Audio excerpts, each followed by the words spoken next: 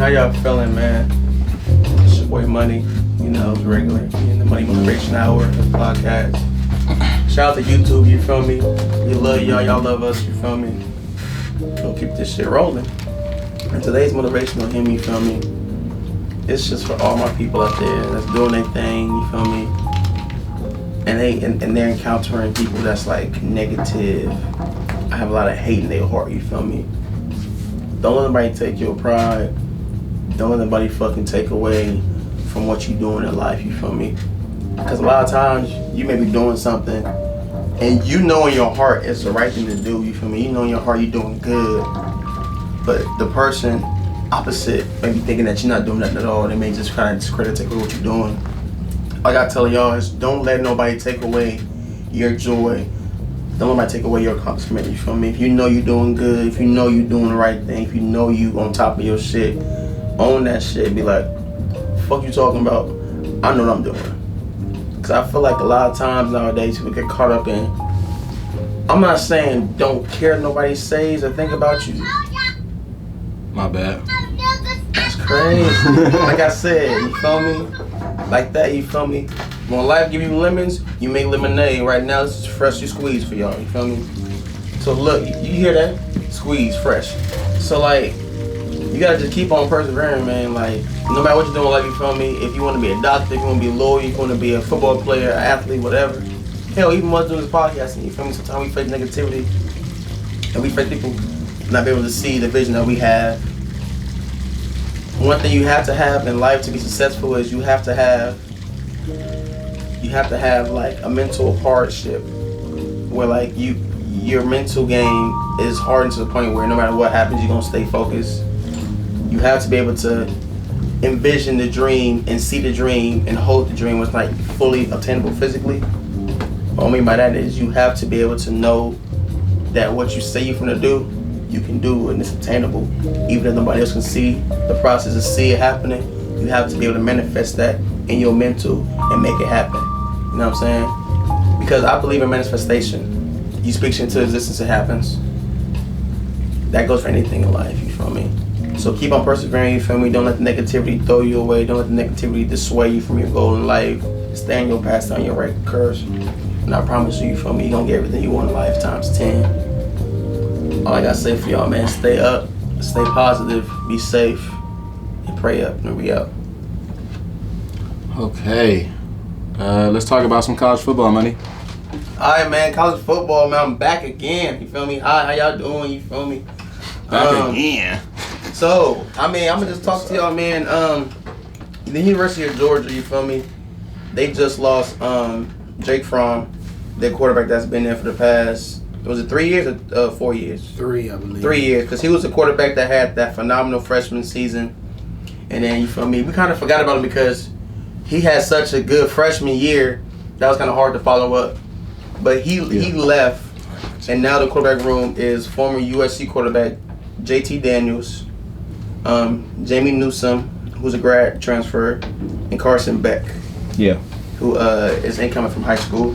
And I just wanted to ask you guys, like, what's your view on the Georgia quarterback room, and do you think that they're gonna have the success or somewhat of a success that Jake Fromm had prior? Quarterback play alone? Yeah. I don't really see it, but I mean, I'm not gonna say no because who knows? But I don't see it. I honestly think JT Daniels is whatever. I agree with quarterback. Carson Beck, we'll see. I don't know much about him, so I don't really have much to say. But him being a freshman and they got transfers and grad transfers. I'm thinking he's not gonna play this year, unless he's just like stellar at their workouts and stuff and just forward and beyond better than the rest of the quarterbacks. And then the other dude, I don't really know much about him, even though he came from Wake Forest. I don't know much about him. Yeah, so I don't really expect too much from the quarterback play, but I think they're still gonna be a good team overall. Okay, Flakes, what you think? I think they all solid. I think Georgia. I don't know how they're recruiting quarterbacks or why they bringing in so many at one time, but yeah, like a lot of people end up transferring away. Only one quarterback can play. Jamie Newman's gonna be a graduate transfer, so he has 1 year.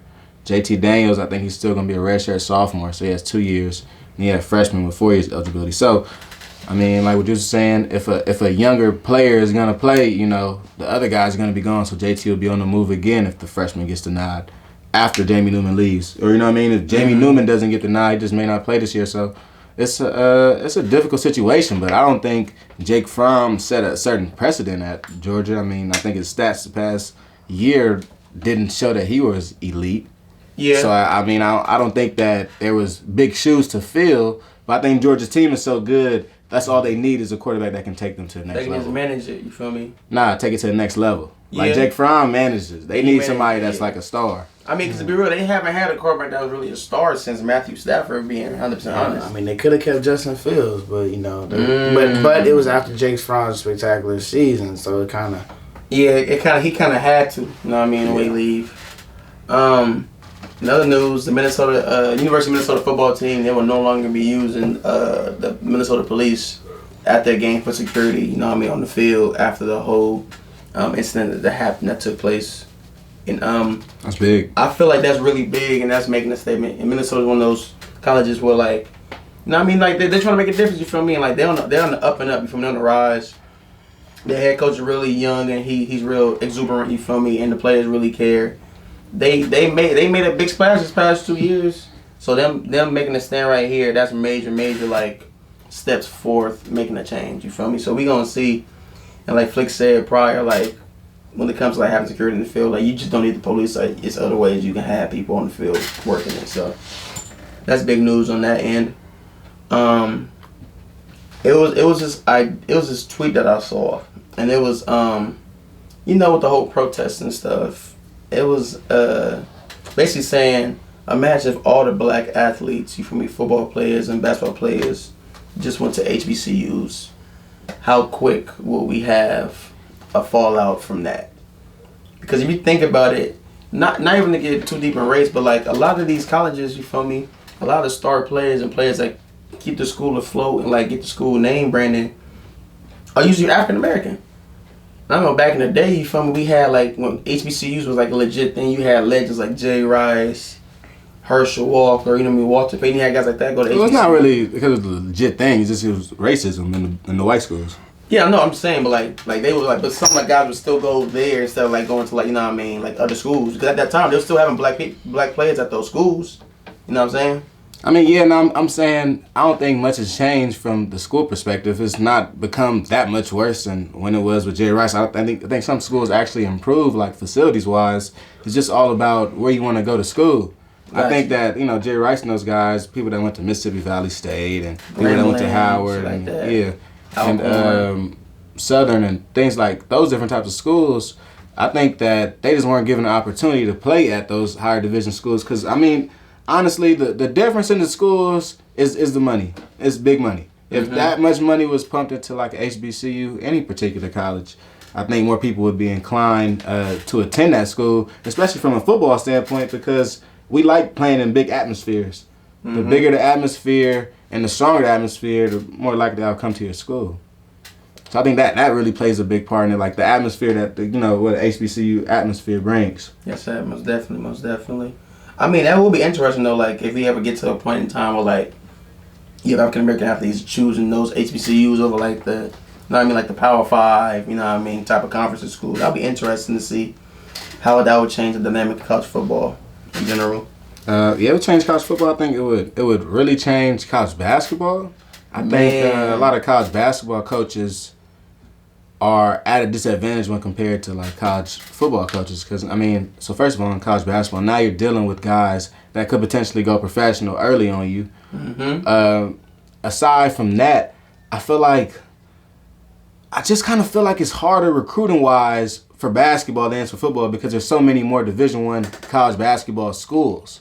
Yeah. And, as many high school teams there are, I think that just that fact in and of itself, that means only the Power 5 eats. You know what I mean? As far as big recruits. After the Power 5, they don't even really get many bounce backs that are going down to those lower levels. Yeah. So something like this, where a lot of guys would go to HBCUs, would really affect college basketball, in my opinion, because a lot of those lower level teams would just seem to lose a lot of talent. A lot of those guys end up going to HBCUs just because I think from the top, it goes from the top down. If one of the top guys, like you're saying, goes, fuck that, I'm going to Howard. Yeah. Somebody else lower down going to look like, maybe I could go to Morehouse. Maybe I could, you know what I mean? Yeah. It could be an entryway and could show people, you know, we could do this. Yeah. So that's interesting in and of the fact that really it only takes one player. It takes one big name. There was even a lot of talk of Josh Christopher. Yeah, I was about to bring him up. When he took his trip over to Howard. People thought, you know, that could actually, that became an idea, and, you know, we talked about it a little bit on the podcast also. But, I mean, that would be seismic, you know? Something like that would shake everything up, but it has to be, like I said earlier, it has to be at the right school. Yeah, just like how, like, when you have, like, a top recruit in football choosing, like, a D1 program, but, like, when they choose, like, going to, like a North Texas over, like, an Alabama, that, like, makes, like, aftershocks and earthquakes. But, like, just imagine the HBCU effect, like, that. I don't know, it'll be real seismic for sure. Yeah, not only because even with your example of North Texas, not only because the HBCUs are a small school, but for what the HBCUs representing and the history of the HBCU. Yeah. Like as far as talent wise, you know, a lot of black talent, like you were saying, historically has come from HBCUs. There was a time where we couldn't play at all the big Division I. We couldn't go to Wisconsin. We couldn't go to Nebraska. Can't play at Alabama. You know what I mean? So many different schools with states with, you know, strong segregation or racial history that are hard to go to. So, you know, a lot of our history lies in those schools. And if a lot of guys can go back, that would be the move for sure. I think it would be turned. I like that. Big facts. I wanted to point out something. You know how nowadays, you feel me, like, for example, in the NFL, they got like, all these color rush uniforms, you feel me? How in college, like, a lot of teams, you feel me, like, they be having, like, this outlandish shit. I just want to point out to a few schools that, on top of my head, was ahead of the curve when it comes to, like, the uniforms. Okay. Maryland, you feel me, like, they was the one that had, like this state flag on the uniform. Yeah, that was it. I mean, I don't know. Was that hot to you, though? Did you like that? It was different. At that time, we really have that many. No, it was different. It wasn't like it was. Oh, that's was it hot or not? I don't want to hear different. Hot. It was different. Would you wear it? No, but it was different though. I'm not gonna buy that jersey and wear it, but it was different. You feel me? I feel you. Because just like in Oregon too. For example, the creator of Nike went to Oregon, and the creator of Under Armour went to Maryland. That's why some people think Maryland is like, you know what I mean? Like Maryland's like Under Armour's like hub. Like they make all that shit in Maryland. Like just like how Nike has Oregon. Like. Yeah, they're known for the uniforms. Okay, so what's another school? Oklahoma State. You feel me? They was one of the first schools I know that had the all white everything, white helmet, white top, white bottoms. You feel me? That was back when they had like the Brandon Wheatons, the Justin Blackman days. You feel me? Yeah. That was a good one. South Carolina had the little digital camo uniforms back when they had the what was the running back? 2014. Around the time of Marshawn Lattimore? Yeah. Lattimore days. And the Steve Spurrier coaching days, you feel me? That was the first, because before, I'm telling you, before then, like, nobody's really doing, like, the crazy uniforms. It was, like, selling basic home away. Very basic. We have an alternate, but now they brought out the camo. And I was like, oh, we're going to wear this every week type, like, damn near. So that was cool. It's different. Yeah, and then ASU, they was one of the first, I think, that had the all-black mooks, too, because they had the black helmet, black top, black bottoms. And they wasn't afraid to really, like, touch one of the uniforms. So those schools like really trailblazing. I mean, besides these schools, y'all know any other schools that was like really ahead of the curve when it comes to like out the way uniforms? Got a couple of mine. You got any juice? Oregon State, I thought changed it up a lot. Oregon State. Maybe that was recent. Maybe that was recently though. I might be thinking about recently. I'm trying to think. I think one school that's we haven't spoke about at all has been University of Florida for sure. I think they orange and they blue around the time of Tim Tebow and Percy Harvin. Oh yeah. Almost like that. Almost made it, at least for modern times, a historical jersey. And I remember when they had They was the first school to really have like the little wings on the shoulder pads too. And then they had Florida. That was back like when they Florida wings. You mean like the Ducks. Yeah, no, Florida. Back when they used to do like the little fly wire shit. Like when that first came out. They had wings. Yeah, it wasn't wings, just lines. Yeah, it was lines that looked like wings on shoulder pads. Like, yeah, and then they had like And then they had like the little alligator print. You feel me? Like the green uniforms and shit too. Okay. Yeah, I think they Some jumped out the Florida's out box. there. I think Miami. Shout out to Miami too, because they hopped out pretty early, especially being as they're one of those historical schools. They hopped out early, like maybe around 2016. They had all orange jersey with some forest green highlights, and they've tried different helmet colors, which is very unusual. Like USC has never changed their helmet color. But like Miami, which is usually a white helmet color, they went to a green helmet color with their all orange uniforms. They were in black at this point, so they even switched over to Adidas. So more schools are becoming more liberal with how they're wearing their jerseys. But Miami, I think they're up there with being ahead of the curve. Yeah, and also I want to say UCLA was kind of ahead of the curve too, because they had like the little back in the when still Adidas, they had like the little midnight in Los Angeles uniform. They had the grays, the dark blues. And even though they never really changed their helmet color, they kept it real classy. They wasn't afraid to change up the uniforms. You feel me? I think they actually did too. Though they changed it. They wore black. Yeah, black helmet, and then even with the jerseys, those blue jerseys you talking about, I think they had a dark blue helmet. Yeah. So and then you say one of those like another one of those like historical colleges where like they kept it real classy and simple. And for them to step out their comfort zone and do that, you feel me? That was really big. Yeah, Ryan. What year are we? We haven't really referenced the year. We kind of know which years we're talking about. But what year were you really talking about as far as revolutionizing jerseys? Is it in the 2000s? Yeah, I'm gonna say the 2000s or early 2010s. Yeah. Because if you keeping it 100, like all this uniform shit, like it's only like it's fairly new. It's like I would say like 5 years, 6 years since, like it became a custom. I know one big thing was when Air Force and Navy, I think Navy was the one that had every position group had like a different helmet or some shit like that. It was like the running backs had like the little battle carriers. Oh, different stickers. Yeah, it was real impressive because this was the first time ever that like different position groups had different like designs on like their helmet or like uniform in a game, and that was really big. And I feel like without these schools setting the precedent for uniforms to be kind of different, outlandish, they would have never even thought about doing that. You know what I'm saying? Yeah. And last but not least, college football, man, I saw this list, and it was every team that's ever been number one in the AP polls in history. Okay. Of course, you feel me? You got, Ohio State, Michigan State, Bama, Nebraska, Texas, Florida, right? We know about the Miamis, Colorado. That was kind of surprising. But Colorado's been number one before? Back in the day when they was at their peak. SC, Wisconsin, of course. Penn State. What surprised me was Miami of Ohio. Wow. Okay. Yeah. They were number one. Yeah. We were number one. What are they, the Red Hawks? I don't know. We were number one. Minnesota's number one at one point in time. Michigan, Missouri, Purdue, Iowa. I think I remember when Missouri was number one. That was in the 2000s. I'm tripping, maybe. Mississippi State. Syracuse, the Orange Man was number one at one point in time. The UCLA Bruins number one. Ole Miss, Clemson, Army, Georgia, Oklahoma, Oregon, UW, University of Washington, LSU, Florida State. What kind of surprised me was Cal. Cal's the number one team at one point in time. I wonder when that was. Virginia. North Carolina surprised me too. I don't know when that was, but that's number one at one point in time. So was Boston College. Wow. And Northwestern. How far does this list go back? Hey, ever. So in the history of the AP. 150 years. Yeah. So that just says a lot. You feel me? Like how the game has changed and evolved. Because I would never think Miami. You know what I mean? Like. Yeah. No. You know what I mean? And North Carolina, like that's known mostly for their basketball team, and for them to be decent. I mean, the best in football that year. It says a lot. So. Yeah, man, that's interesting. I mean, that's all I got for college football, man. You have any thoughts on that little top one list?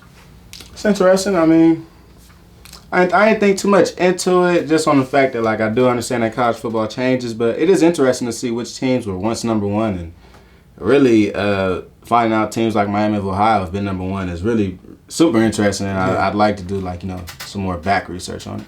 Yeah. I mean, that's all I got for college football, man. Cool, man. I'm hopping to my sleeper in just a sec. I'm gonna come back. Y'all survive whatever. We back. It's the Lace Up Podcast. It's Kelly Flicks. Your boy Money. It's Juice. Welcome back to our YouTube. Welcome back to the YouTube fam. Good to talk to y'all. Always, man. We love y'all on YouTube. We in front of the camera and all that. Let's get into a little bit of pop culture on his back half. So, Tap in Future's baby mother has requested $53,000 from him. If you don't knock it off. A month. If you don't knock it off. That's a lot of money. It's a lot of money. Let me check one thing before we do this. Actually. That's a lot of money. All right, we're all good. Man, what makes how do they gauge $53,000 a month? How do you gauge that? Hey, you know what, Your Honor, I need $53,000 for the kid. I gotta pay for this, that, and the third. No, you don't. The kid not even 10. What you paying? But you got money though. Right. That's still hit though. You got money though, so you good. Future. Nah, that's sick though. They need to cut this out. I think that $450, like Future requested, is correct. You should not be paying for your baby mama's lifestyle. Hell. That's way more money than how much the kid needs. Hell, Blake Griffin got $258,000 a month for his. $258,000 a month. It's utterly ridiculous. Fam. Over $3 million a year child support. Fam. That's sick. I'll choke. Man. No. Yeah, no, I'm not rolling. I ain't never rolling. Ain't nobody gonna convince me of going with that. Sorry. But let's go on the other side of things though. What if he never got with her? What do you mean? Like he should never did it if she was trifling. He should never have. He'd have more money. That's cool. For sure. No, that's cool. But that's not the point we arguing right now. Yeah, you're right. That's not the point we arguing right now. That's not. Yeah, I mean he could have made better life choices. Cool, but like that don't mean he owe you $53,000 a month. Like knock it off. Yeah, that's ridiculous. No kid needs all that. He knocked it off for sure. Something called for. Okay. He rich, so maybe 2 racks a month. 2 racks a month. 2 racks a month. A child be alright if this is really going for the child, because it's not going for the child. Let's be realistic. Yeah. It's going to the mama, and she gonna go run up a bag, and then she can go chill and not have to get a regular job and work like a normal person. Well, not work at all, really. If you come on, get $53,000 a month for 12 months, you don't have to work at all. No, what? You ain't got a sniff a job. I'm not going back to work. Work will Well, never that's hear trash. from me again. No, that's trash. Come on now. Do I get something that with for your life. 18 years, I'm set for life. Jesus. Think about that. That's fucked up. You know, we want men to work, so no. Y'all gonna work too. First. Jesus. This ain't the 1950s no more. Interesting. All right. We pretty much know how. All right. So look. Also, man, we looking to team up with a female podcast or female podcaster. You know what I mean? Yeah. I've been getting a lot of feedback saying that we need a female co-host or somebody to check us because we give too much of a nigga's perspective. Yeah. Hey, So I who will said this? A lot of people. Hey, look. Hey, look. Check it. We want Say y'all their names. We want y'all to challenge us. You feel me? You want to hear them? Yeah. Who said it? Nah. We want to hear y'all opinion too. That's You feel fine. me? So like we're actually looking for like female podcasts or female pod star. You feel me? To come on there. You feel me? Talk to us. We can do a little collab, a little collaboration. You feel me? Collab. You bad boy niggas are hilarious. No, man, that's crazy. Get the hate out your heart, bro. Anyway, you know what I mean? Any inquiries from me, hit us up on the Lace Up Instagram page and Twitter handle, Lace Up _football. And yeah, man, we're looking forward to that. But back to the Lace Up Podcast. Yk Osiris has started a fight club. A pull-up fight club that has included Lil TJ, Ooh. Tory Lanez. Ooh.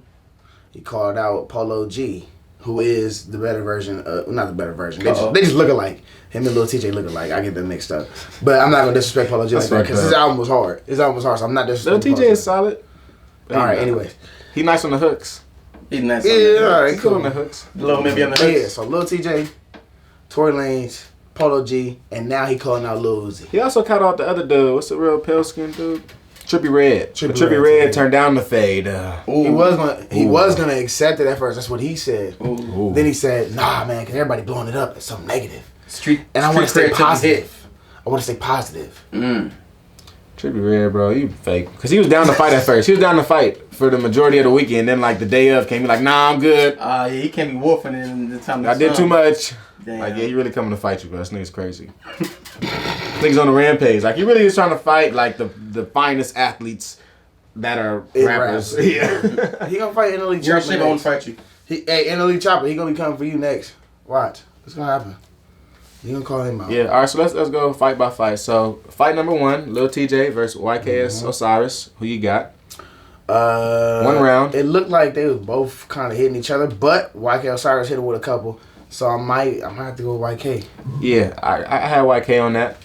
I think Same. YK had him. He kind of was, I don't know. I feel like he had my boy on the defense. Lil TJ was on the defense. Like, Osiris was just trying to take off on him. Yeah. Yeah, pretty much. Yeah, I agree. You know what I mean? He had me on defense, has his back against the wall. Nigga, stop saying what I said. Yeah, what Flick said. I concur with your statement, you feel me? You know what I mean? SAT, where I concur with you. Fight number 2, YK Osiris. That's his name, right? YK Osiris. YK Osiris. YK Osiris versus Tory Lanez.